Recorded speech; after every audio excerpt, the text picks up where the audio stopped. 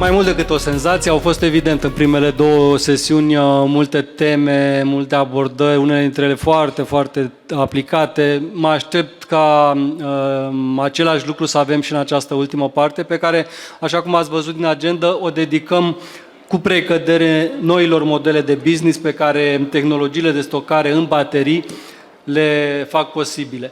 Și vom încerca să prezentăm câteva exemple, câteva companii, câțiva oameni care v-ar putea fi de ajutor. Pregătiți întrebări dacă vreți mai concret. Și eu am o provocare pe care anunțam ceva mai devreme, am preluat-o de la un industriaș din România. Sunt foarte curios să vedem cum se vor desfășura discuțiile, mai ales că primele două sesiuni au fost surprinzător de pline de noutăți și pentru mine. Mi se întâmplă destul de rar ca să descoper teme și abordări noi, chiar în conferințele noastre. Este un exemplu atipic și mă bucur foarte mult pentru asta. Începem așadar și mai e o precizare de făcut. Cu acceptul vorbitorilor din această ultimă sesiune, o vom desfășura în limba engleză, onorând astfel participarea domnului Morten Schoen, Chief Product Officer la Pixi AS. Mr. Schoen, please take your seat. Choose whichever seat you like. I will just keep this for myself. Thank you. I also invite on the scene Mihai Popescu, representing Solax Power. Mihai, please. Diana Radu, co-founder Silmaril Storage. Thank you for joining us. Iulia Meiroșu, CFO and board member la Nexus Renewable. And Mr. Vlad Pârâianu, Chief Technical Officer, Alive Capital. A very strong assembly once again, and we will have the opportunity to touch the topic from many different perspectives.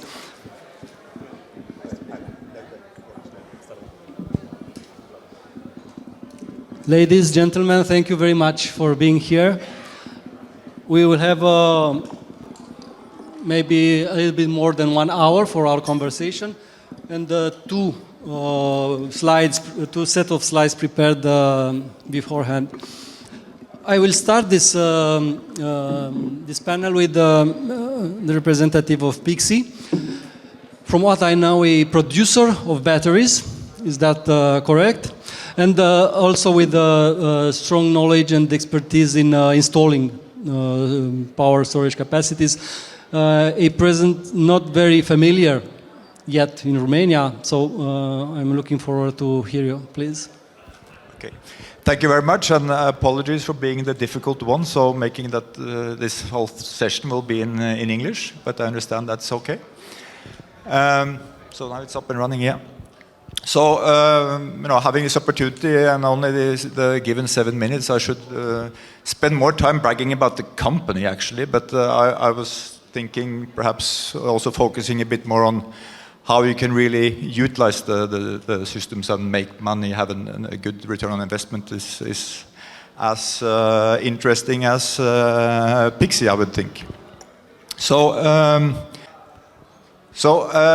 I guess it's no surprise to the people in this room how energy storage is very central in the whole green transition.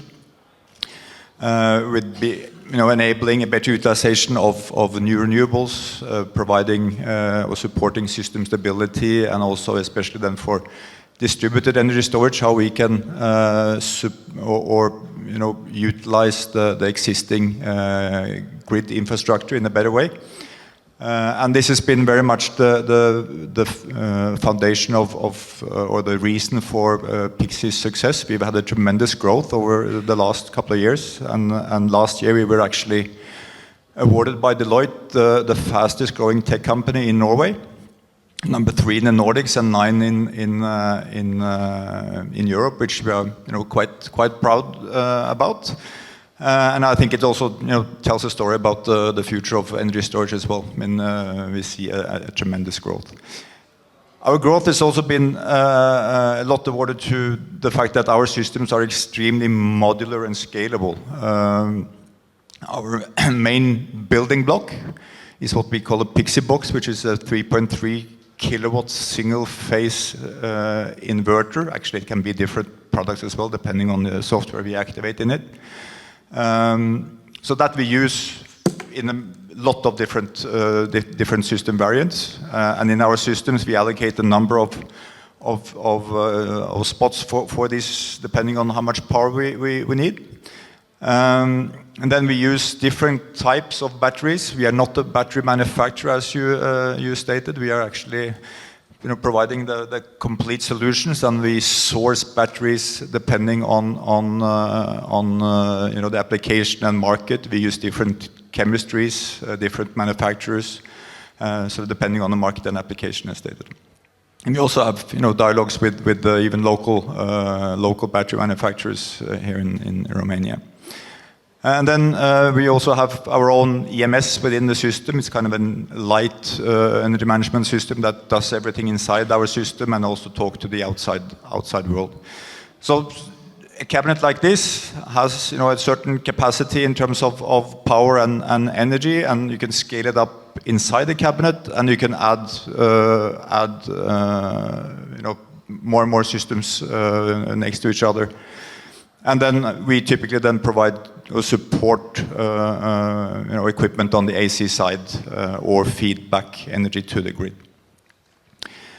And then, the reason for our growth has been, as mentioned, that we are extremely modular and scalable. With very few components, we are able to meet requirements all the way from residential all the way up to several megawatt installations. But we all focus on distributed solutions.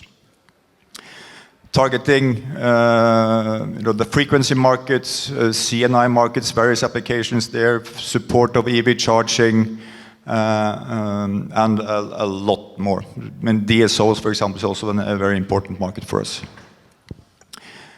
And then, in order to make energy storage a good investment, you might sort of invest in it for a certain purpose, but then to optimize the return on investment, it's key to be able to combine the various savings as well as revenue you can generate on your distributed energy storage.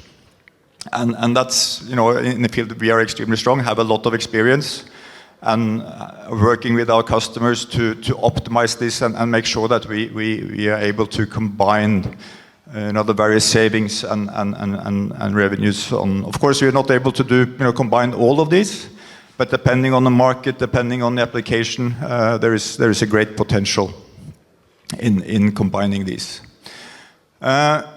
Especially when I talk about the ancillary markets, there's new roles, new value chains that are emerging in the Nordics and other parts of the world. This is really well established with the players doing the aggregator role and the balance responsible party role.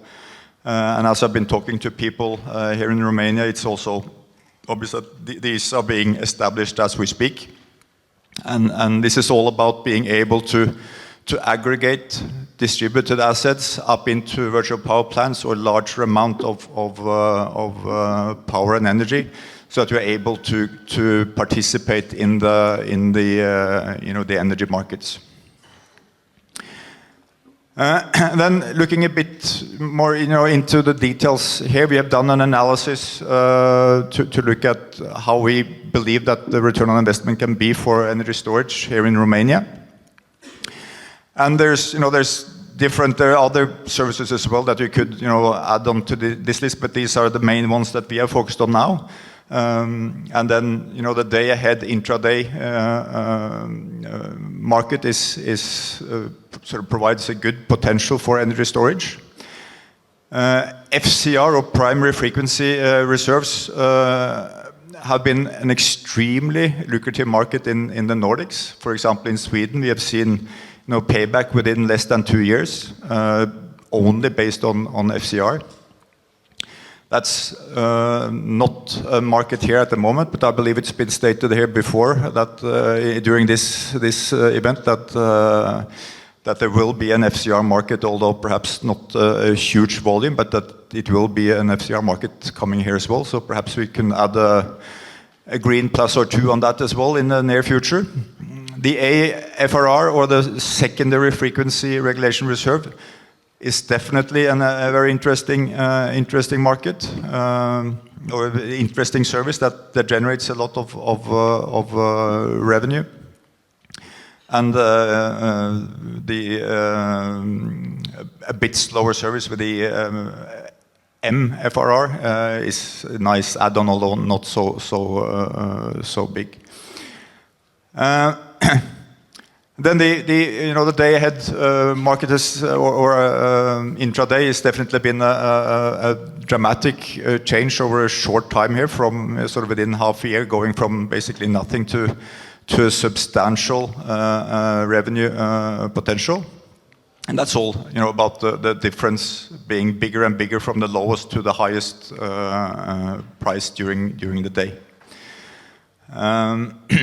And then the automatic frequency restoration reserve, or AFRR, is the biggest contributor, where you get paid for both making capacity available, as well as the actual activation, where you get paid for the megawatt hours that you utilize. And then the MFRR, which is that we only get paid for the actual activation, or the megawatt hours you use.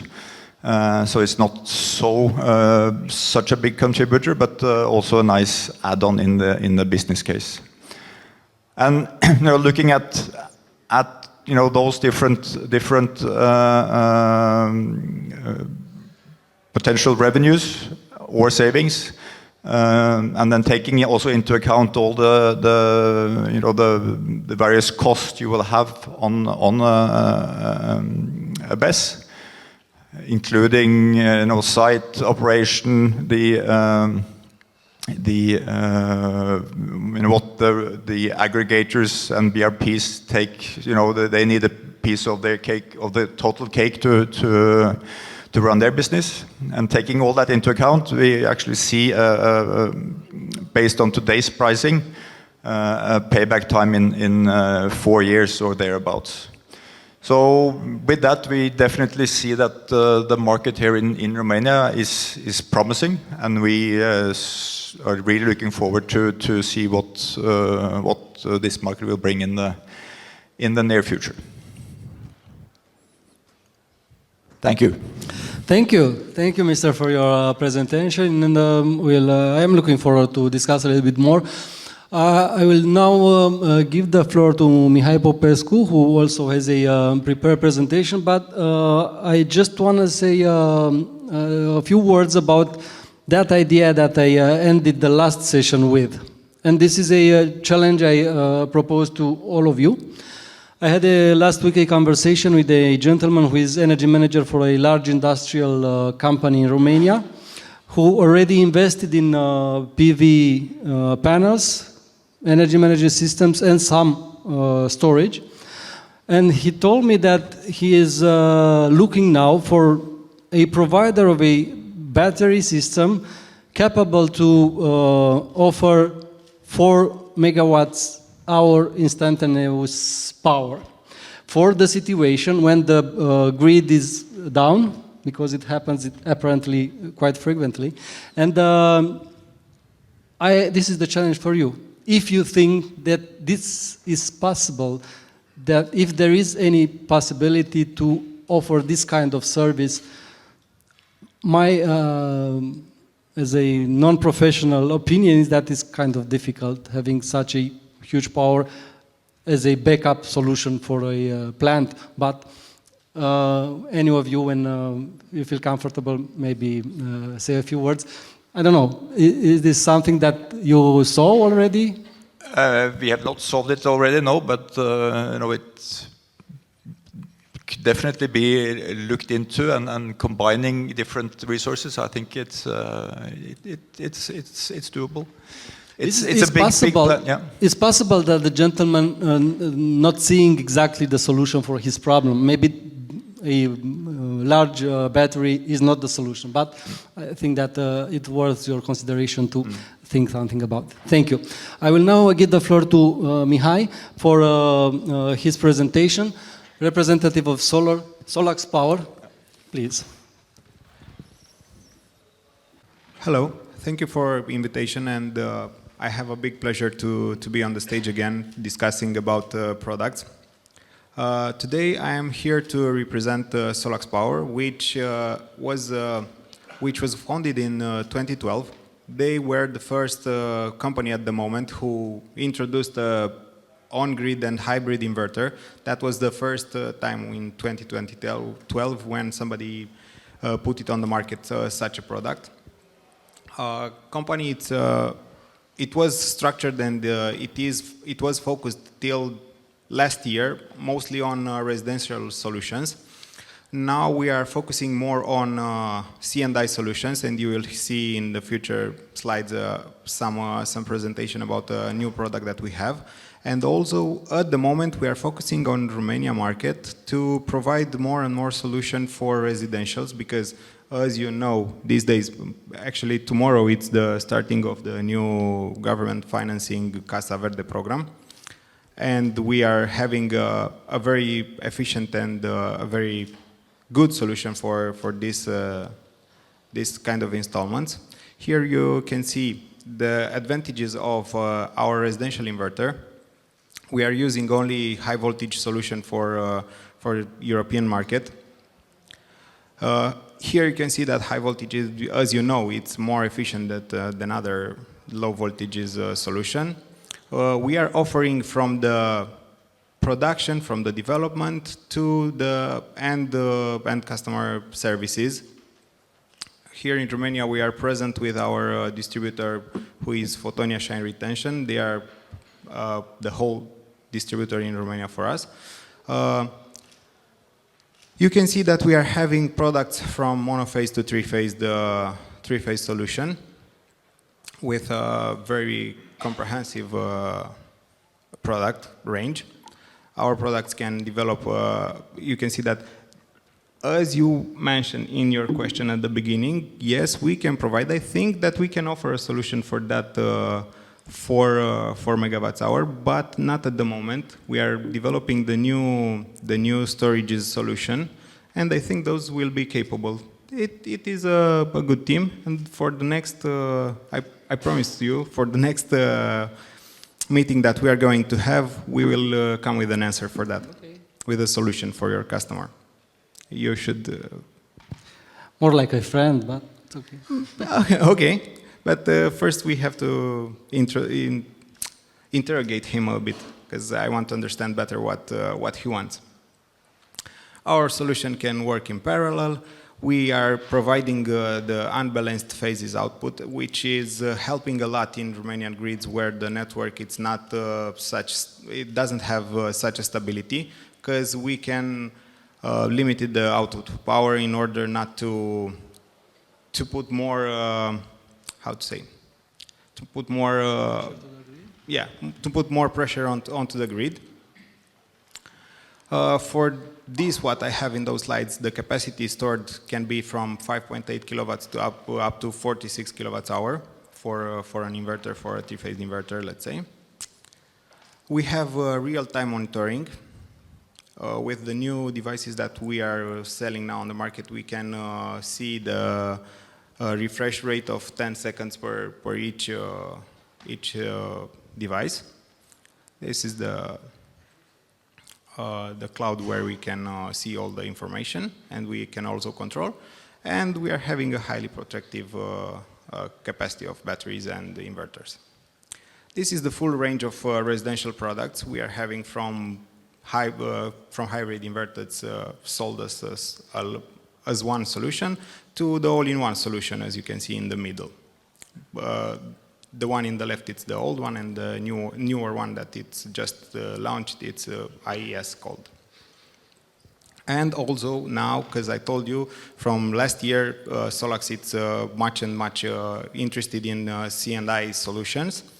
We are preparing hybrid inverters with capacity up to 100 kilowatts for storage, but those are only AC connected. Here you can see also that I told you that we are preparing, we are discussing about it.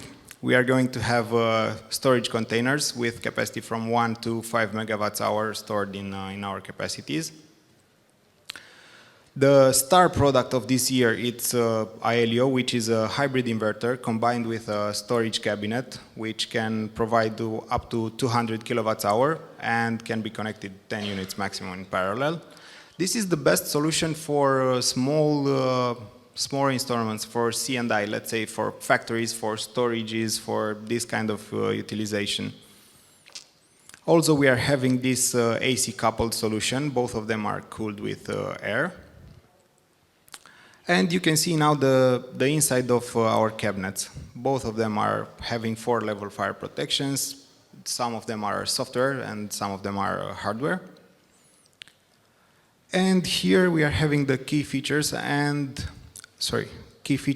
here you can see how well tested, because every product that Solax is launching onto the market, it's been in testing laboratories for at least 2 years. Some information about our cloud and what you can see there. And here, because I was having a small discussion in the break with somebody, here you can see that we had an offer. We already commissioned this thing, but it's only 2.5 megawatts the capacity, and it's only double the capacity in batteries. But I think we can provide a solution for your customer, for your friend, let's say. Also, in Romania, we are having a strength support of Solax Power. We are having technical support on site, and also we are having a certification center in Bucharest with our partner, as I said earlier, Photonia. Here we are making the trainings for our installers, for small installers, for big installers, for whoever it's interested in Solax solution products. We are having a training center where we are certifying with on-hand training the customers. As I said, as I mentioned earlier before, we are having one-stop solution. We are providing everything. We are also providing the services, the customer relationship. We are having stocks in Europe. We are having stocks also in Romania with our partner.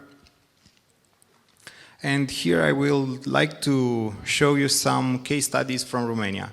First, it's a residential off-grid system with a hybrid inverter. It's hybrid, but yet there the grid didn't get it to the customer, and he has to choose the off-grid solution. Here we are having a 3-phase inverter of 15 kilowatts with 46 kilowatts hour stored.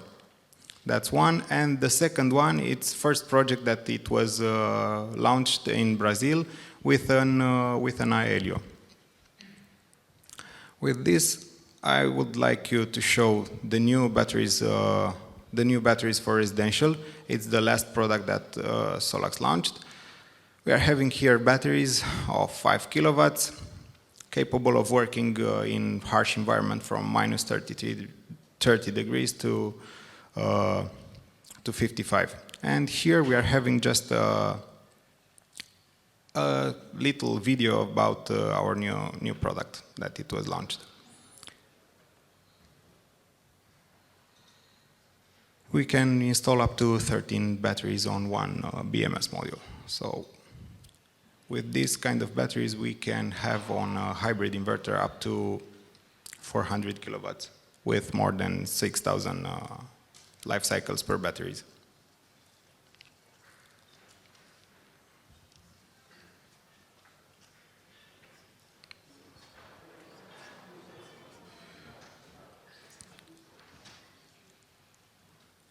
With this kind of solution, we can fulfill all the CNI requirements of our customers. Everything can be monitored from the phone, from the laptop, from whatever device the customer wants to have as monitoring device. Thank you for your time, and I'm looking for your questions. Yes, I made some notes here, so I'll have some for you. Thank you, Mihai, for the presentation. I will now move to a new company rather new company. I just heard about Seal Marine Storage, Diana Radu, co-founder, and I'm very curious to find out more about the company, about yourself, and about the, how you see the market, storage market in Romania at the moment. Absolutely right. We're a young and vibrant company. We were founded under a year ago. What we do, we are an asset owner. We're starting with batteries. We want to be a leading flexibility provider in Romania. The best technology today is through batteries. So we are very close to starting construction for our first project. We're going to be operational sometime next year with a battery of 10 megawatts, 2-hour duration, so 20 megawatt hours. We will hope to scale up quickly thereafter. We see a large potential for BESS in Romania, given the macro fundamentals, given the RES penetration, given the EU targets for renewable generation in Romania. That can only mean one thing, that we need storage to provide flexibility to the grid, to have security of the intermittency that renewables provide. You need something to solve that. The best solution for that is storage. That's in short. Thank you. Thank you. I will now give the floor to Iulia Meiroșu, CFO and board member at Nexus Renewable. This time a company already involved in various projects in producing electricity from PV panels, large-scale projects, and also operating in other areas, trading also? Soon. Okay, please. To be continued. No, but what I want to talk about today, and thank you for the invite and thank you for quality of discussions. This was very insightful. All the panelists have been bringing up a lot of information on the use cases that storage facilities can bring to green energy projects. So we are in the market as mainly an EPC, but how we position it, we are actually the one-stop point for investors. We talk directly to investors, and mostly our investors are either new to market, so new to the Romanian market, or new to the industry.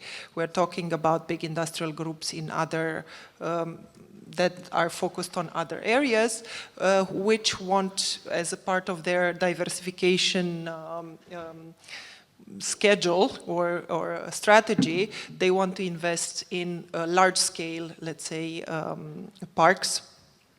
And what we see is that if 6 months, no, more than 6 months ago, at the beginning of the year, we were trying to make them see that storage is a normal add-on to any project and that the market is going in that direction. What I've seen in the past 3 months, I think it's like the clients to whom we've already delivered parks, we've connected them to the grid, are coming and saying, we want to do battery add-ons to our installed capacity, or we want to double down on extra storage for our investments which are not yet delivered, our construction stage or ready to build or whatever. So there is definitely an education happening, even to these kind of investors, which are, let's say, as I said, not necessarily familiar with Romanian energy market, or not necessarily familiar with the energy sector. So we try to give them as much know-how and hand-holding as possible. And that's why we are working in this way. I'm proud to say that we delivered this year the first hybrid project connected to grid, so PV plus battery, 20 megawatts PV plus 3 megawatts hour, okay, a smaller capacity, but it was the first one fully grid connected in Cojan Gorj. Yeah, it has been connected recently. So there's not so much history on which to make a definite conclusion on the economic viability. So far, all the models look encouraging, to say the least, and I've seen the colleagues from Evolve that brought very clear data and backtesting and everything, and I welcome this kind of very data-driven approaches, and also that the fact that all the use cases that the batteries come into are, data-driven based on the need, let's say, to optimize revenues from the investment and to take into consideration also the storage, let's say, features, also features and limitations, I would say. So shorter lifespan, the charging cycles, all that thing that is, let's say, less tested and that therefore not bankable. I would, because there was discussion before about the bankability of projects. One of the aspects of our work with our investors and project beneficiaries is that we help them in securing financing. And in doing so, I have discussions with most banks in Romania, and it's very interesting to see the different approaches. Of course, PPA, and I do understand the risk management perspective and the need to have recurring revenues and very clearly forecasted revenues on your investment. I sympathize with it. I understand that battery adjusted or battery helped use case or revenue case is yet in its infancy, but I do see already banks that are more flexible in their conditions, and rather than requiring for a PPA for the duration of the investment loan, which is quite long and hard to come by in reality, I see the flexibility to say, okay, we can do a PPA or we can do fair-sized storage solution. That would bring the added benefits of, that were talked about before, the arbitrage possibilities, the shaving off of balancing costs, the whole, let's say, it makes the whole investment much more stable from a financial point of view. That's why I'm happy to see that this development has happened and is happening, and we get, we actively can secure financing through that, and I salute those approaches, because it does drive forward the market. Having said that, I have yet to see banks financing fully. Full storage capacities or storage only. I've seen hybrid, but storage only, it's still, I would say, something that they wouldn't touch. Also, it's, again, very, very early stage. So in that sense, I can't blame them. Thank you, Ria, for addressing this bankability topic, which allows me to come back a little bit to my earlier comment, which was kind of blunt, I'm sorry. In respect with this absolutely needed conversation between the bankers and the industry, my feeling is that most of the engineers and the people operating in the energy industry are very confident that the business case stays for projects involving energy storage in batteries, which is not the case for the bankers at the moment. And I think that, of course, we have to have more data. We'll wait for projects to be more mature and learning more, but also it is necessary for the bankers also to learn in pace with the industry, maybe. To learn, if I may, how to analyze this, and this is something, because the industry is yet new. Yes. The teams that do the analysis do take a more cautious approach, I would say, also because they do not have the technical capabilities to fully analyze all the potential. But it's a try and test approach, I think, that will allow the market to develop. Thank you. I will now go to Vlad Purianu, Chief Technical Officer of Life Capital. This time, a company also already involved in trading, very much so, and in PV projects. Please. Thank you, Gabi. First of all, hello everybody. Thank you for the invitation. It's an honor for me to be in front of you and within this panel to discuss such a hot topic for today.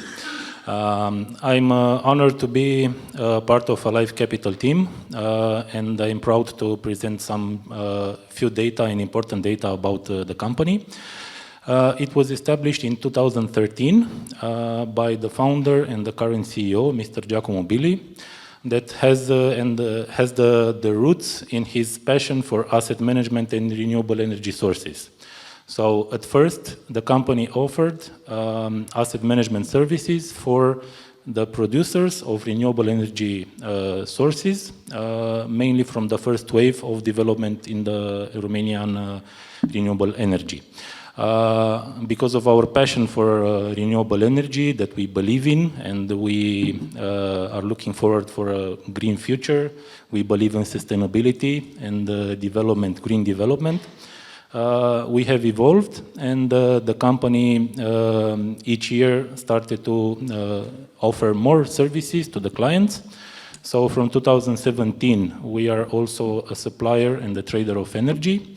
Starting from 2019, we became also a producer. 2020, we invested our local dispatch center, and we continued to grow. We are part now of Premier Energy Group, which is the third largest gas distributor in Romania, and also owner of important production units.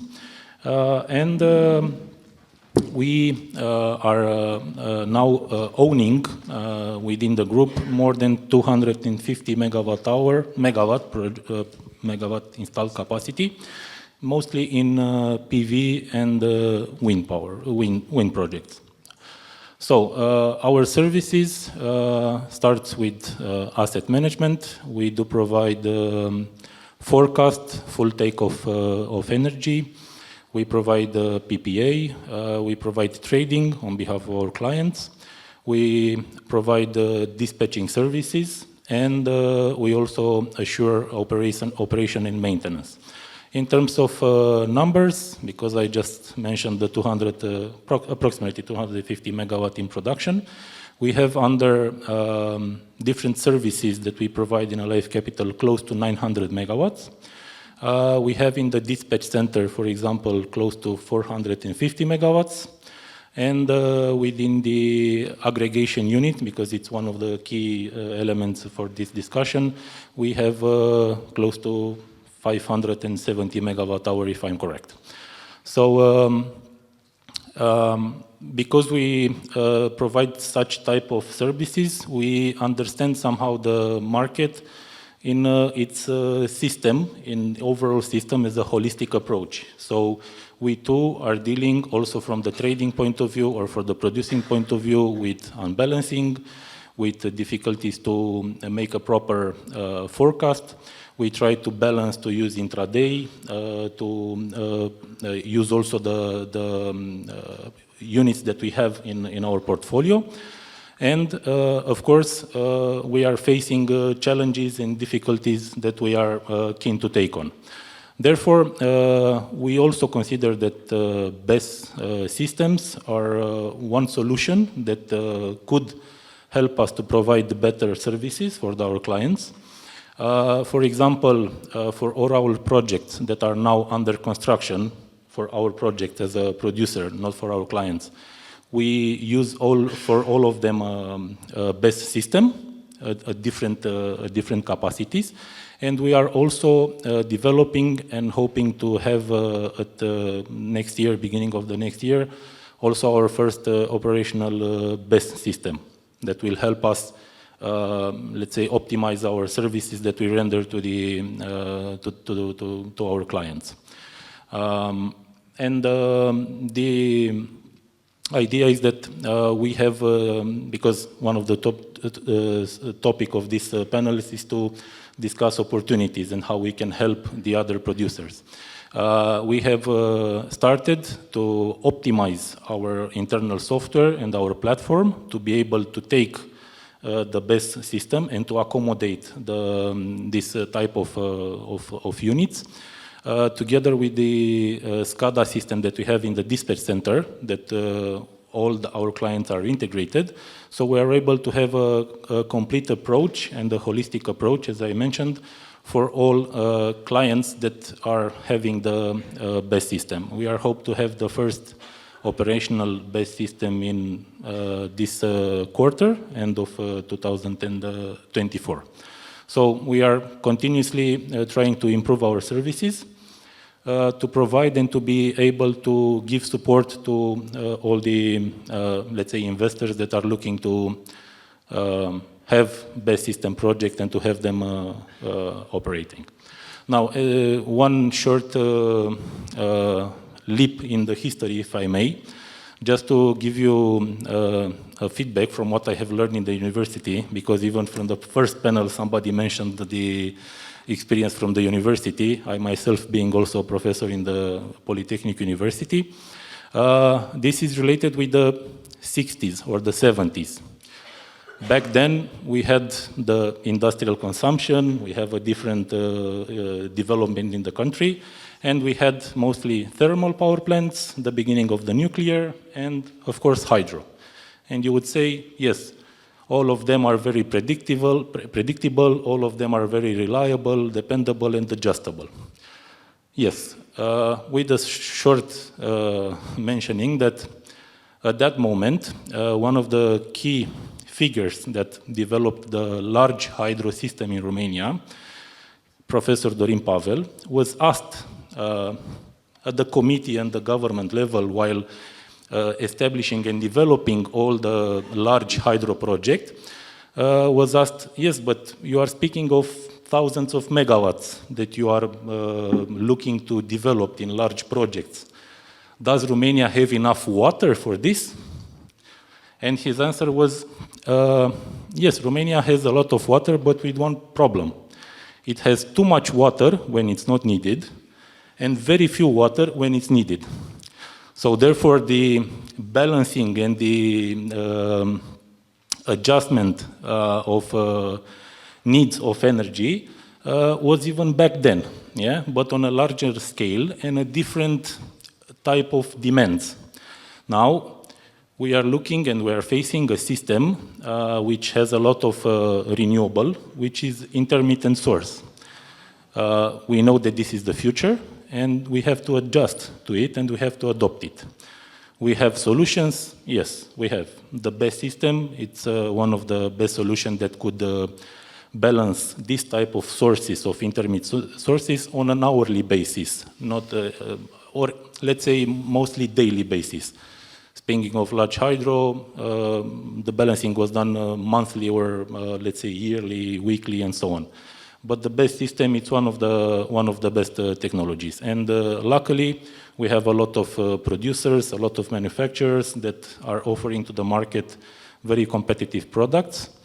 And of course, we have seen also some involvement from the authorities' point of view that are supporting this kind of investment with non-refundable EU funds. And of course, it's also a subject that here could be further improved, because it's a first, let's say, it's a first wave of this type of financial aids, and of course, like being the first, they have to learn from whatever has been done and have to continuously improve. So thank you, and looking forward for the questions and for the debate. Thank you, Vlad. A very interesting historical parallel. I would add only that that was also the time when the solution was found. Hidrotarnica, pumping hydropower, which is still on the table at the moment. I will, if you want, I can send you some scientific articles wrote by this professor Dorin Pavel in 1974-76 that was discussing with the pump storage together with wind project. So if you want, I can send some articles and yeah. Thank you. To the auditor. I will take this opportunity. Thank you. It's something that we have to learn from the history, and we have to improve for the future. We have two projects in mind with Energenomics, and one is related to the greatest trends in energy, and we are ready to start it very soon. And another one is presenting the greatest historical figure in the Romanian engineering energy system. Because my feeling is that we are at the moment when Romania is once again living a heroic moment, which is comparable to that at the beginning of the century and immediately after the wars. And it might be a very good add-on in this project. Thank you. Thank you, ladies. Thank you, gentlemen. If you have any questions or comments, please. I have my own questions here, so. Hi, everybody. My name is Radu Eremciuc, Green Balkans Energy. I have a short question to Julia. I think what you do, your company, is a great job, and attracting investments in a pretty new sector of economy. Renewable energy is very welcomed. But again, we all know that now investors are defining ready to build, RTB, not as ready to build, but mostly ready to bank. So everybody is very interested in the predictability, and attracting investment for PV project is more or less easier, because even if it's a beginning, but we have some PPA, some very difficult but still CFD future. What do you think will be the future for BESS investments, and what do you think is the major obstacle for attracting investors in Romania? The fact that we don't have a very clear legal background, or the fact that it cannot be very bankable at the moment, as we don't have any PPA, CFDs, or any other potential cash flow predictability.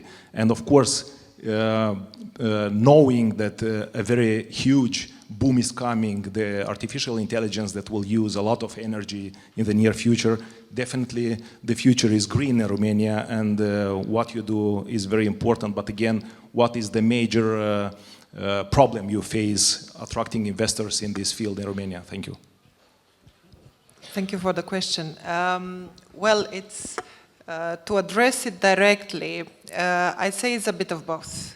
So, what do I mean by that? We are at a point where, okay, the BESS is, let's say, an added capital expense. Investors see it like that, you know. Okay, how much capital do I have to put in? How much I can get financed? What return do I get on my capital? So it seems like an easy equation, but there's a lot of assumptions that go into that model, and each of the assumptions has a risk associated to it.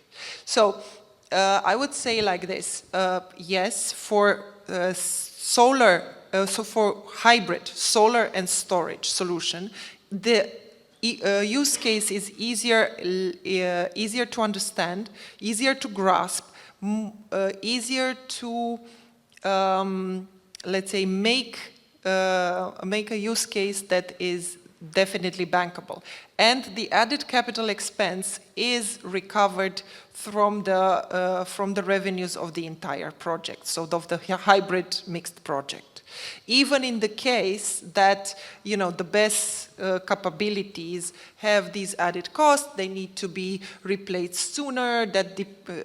Again, we didn't see a full life cycle of these BESS technologies right now available at the market. We haven't seen, you know, 10 years, 20 years, like people were saying in the first panel, and to understand a proper order of maintenance and the capital expenses associated with that maintenance of capacity, like the example of the 100 megawatt hours that have to be, of which 5 have to be replaced every year.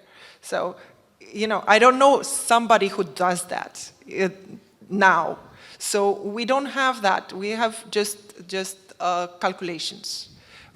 Within operation, as more capacities, more hybrid capacities come into the grid, we will see this in actual operation, and we will have, I think, a very different discussion a year from now, based on actual production data. So on that point, full standalone BESS capacities, especially large-scale standalone BESS capacities, can be have their own challenges. Besides the capital expense that we talked about, they can have challenges of being well integrated, I would say, into the grid, as you know, as was discussed before, consumers and providers of energy. Then there's the double taxation that was also a point that was touched on before.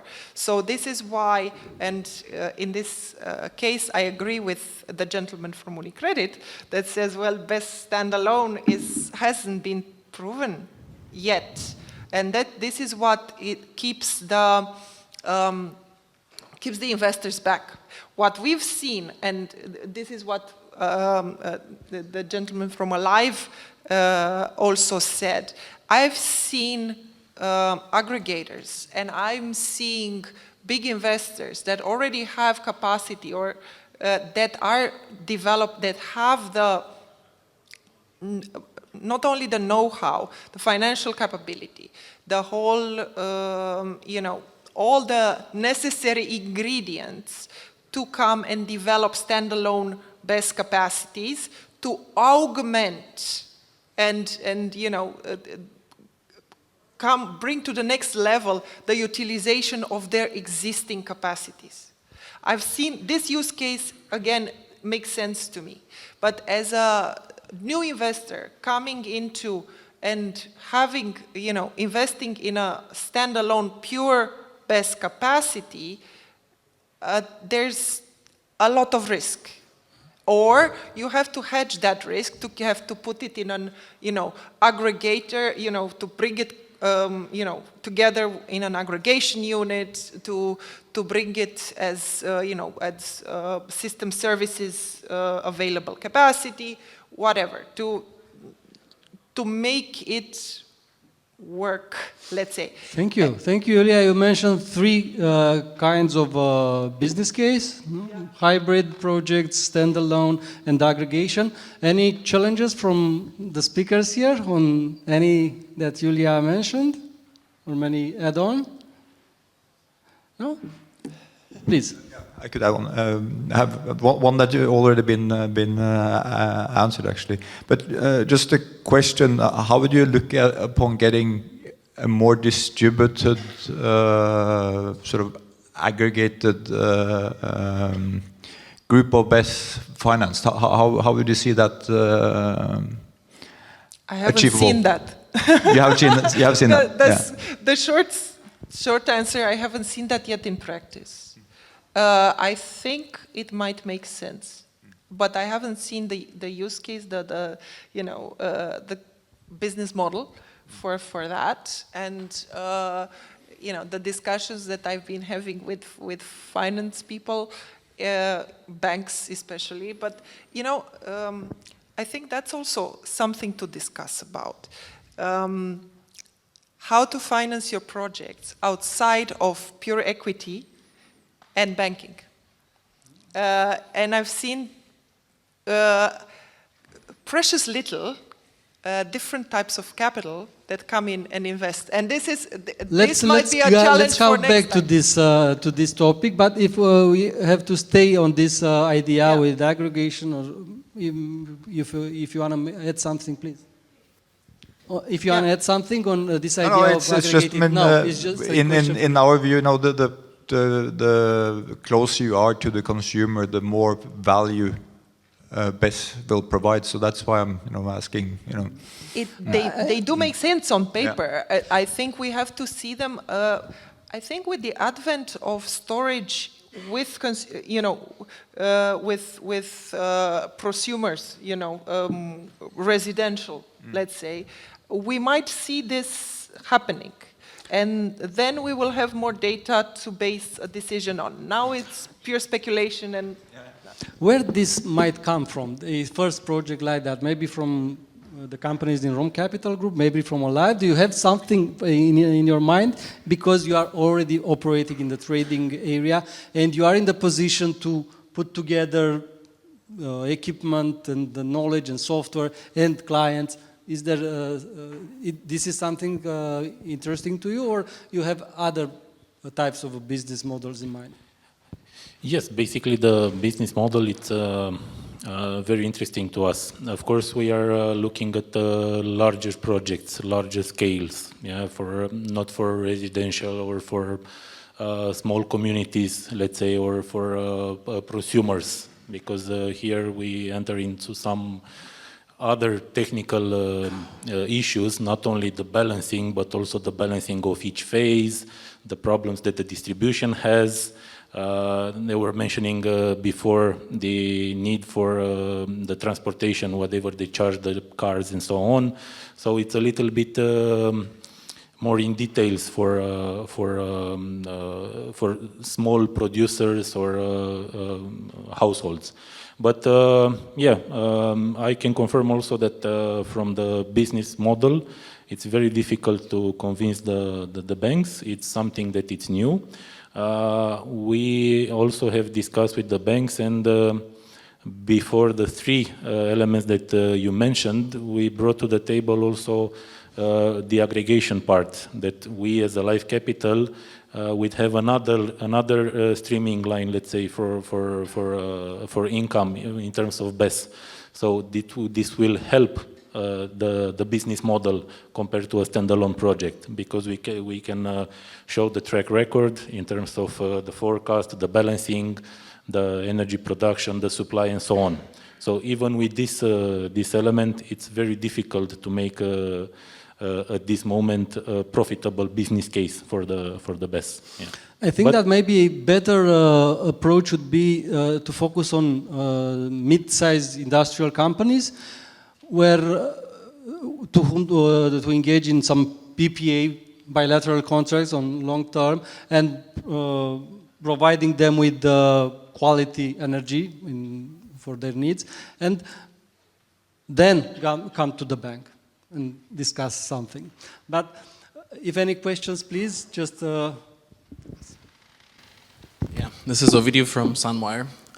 You guys mentioned the fact that during the exploitation of the battery, we might have times when there's a downtime. So I believe that's a serious topic. And for that, I would have a very small inquiry in a technical way for the guy at Solax. So my question would be this. We've seen the nice batteries that you have. And one of the aspects would be, do you get the high voltage out of many cells in series, or do you have like a voltage raising device? That's one.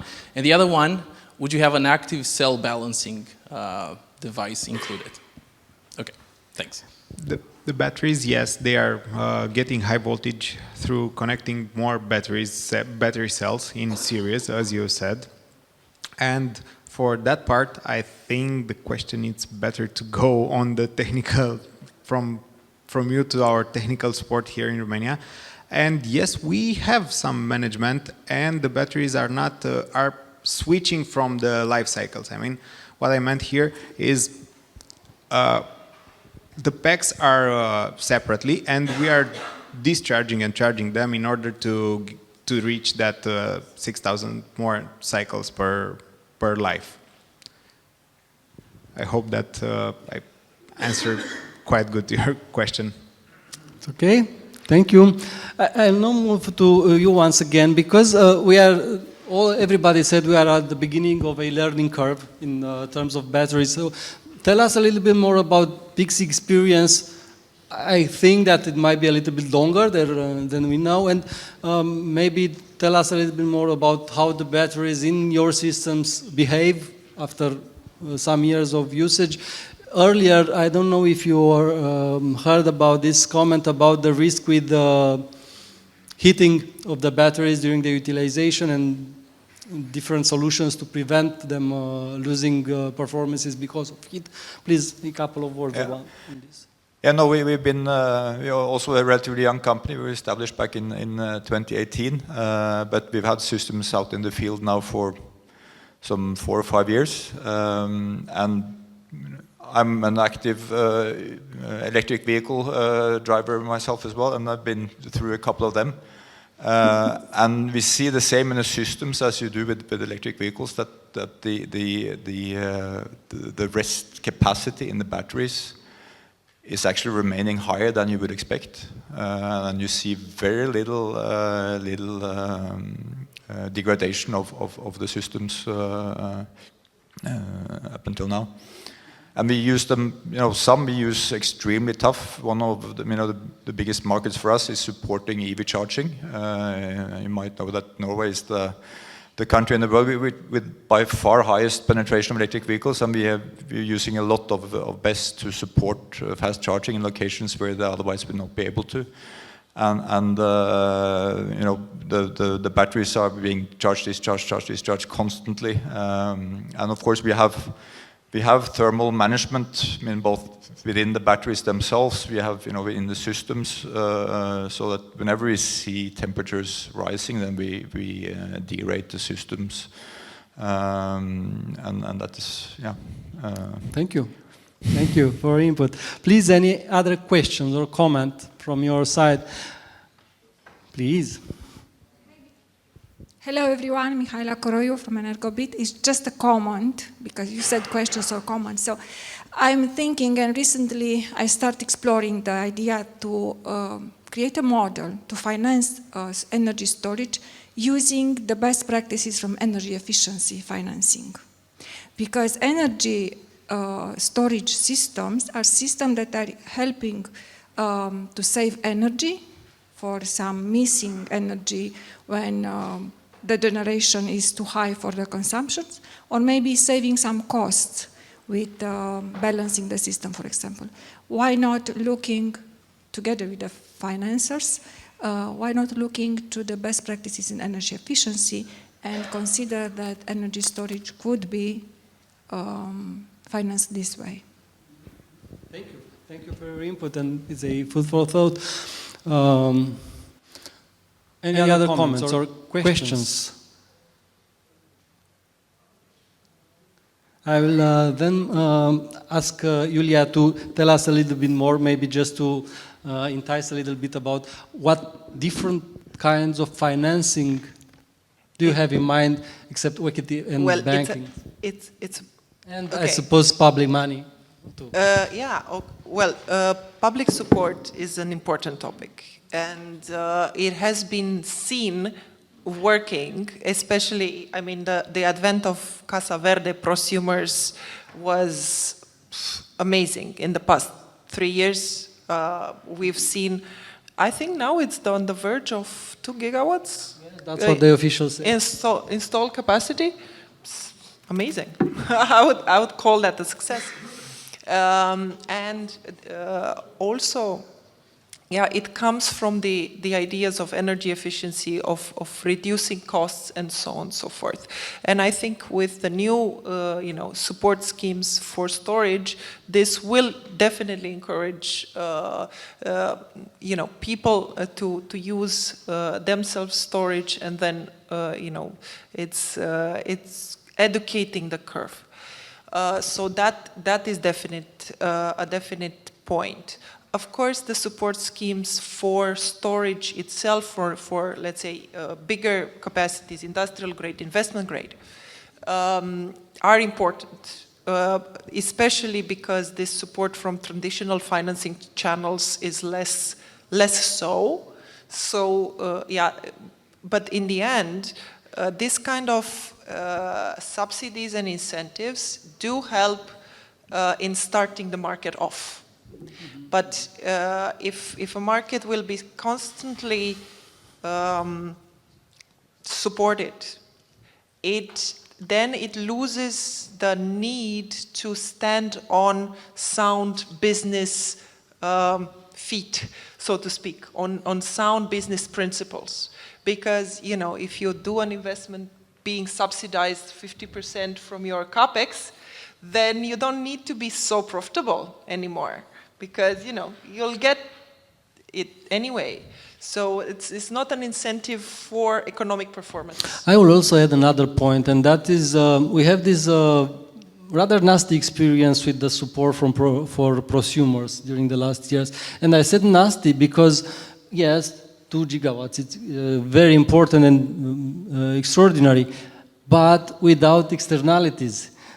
All the cost that is now posed to the network and then to the socialized to tariffs and so on, it was not a very bright scheme of support.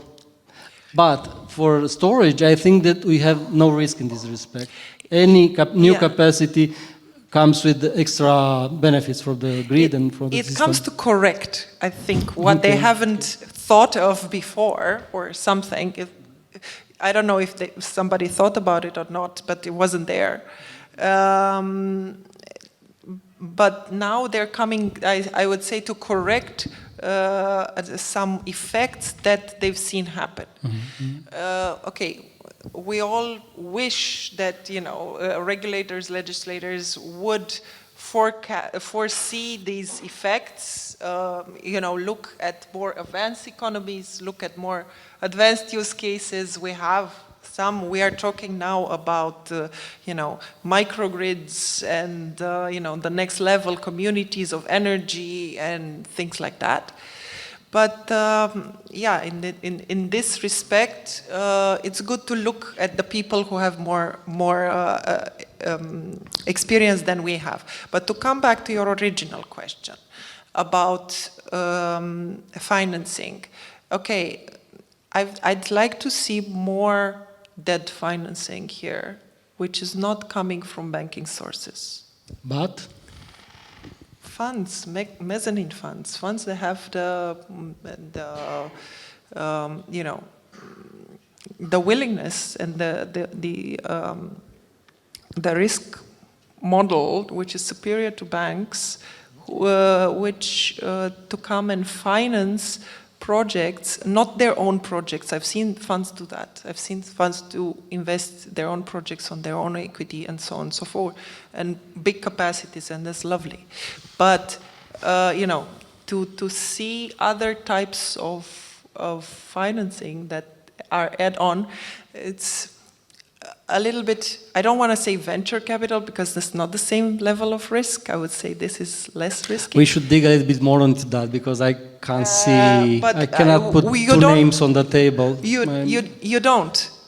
But, you have other I had examples. a short conversation with a gentleman earlier who was a consultant in the stock exchange market, and they talked about some example of companies listed with the recent IPOs who raised some money and supported their projects.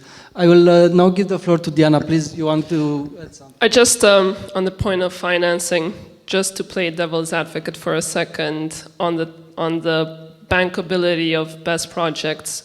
But just to touch on your point, you have to go outside Romania. There are funds that provide mezz debt. So, Exactly. and they provide mezzanine debt for projects in Romania. You just have to go outside the borders of Romania. And convince them that you are a qualified partner. Well, the problem with mezz debt is that it's expensive. But that actually touches nicely on just to spice things up for this panel. I understand the obsession around bankability, around getting bank debt, but when do you need debt as part of your capital structure?